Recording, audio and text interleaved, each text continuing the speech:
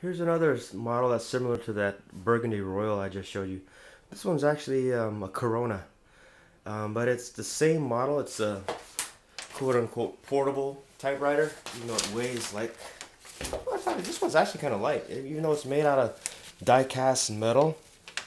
Probably weighs about 5 to 10 pounds, less than 10 pounds. I found this one at a thrift store out here in Texas when we moved here. I haven't had it very long, probably not more than 5 years, 4 or 5 years. But I put a new ribbon in it,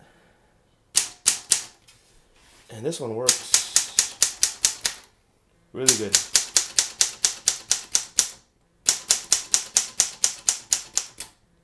Oh, these keys get stuck, so yeah, I think there's a lot of grease down in the where the keys are. I need to clean it out. When I bought this thing, it was all fucked up and dirty. There was dust everywhere, and I did what I could to clean out all the grime, and I just friggin' doused this inside part with WD-40 and got it working again. But it looks like, oh no, it works. Let's see. In fact, I sprayed this thing like maybe 4 or 5 years ago with WD-40. I can still smell it. I haven't used it since then. But the return works. This one doesn't. The bell's not. Oh, there it goes. The bell works. You can hear that. And the return still works. The platinum's still good on this thing too.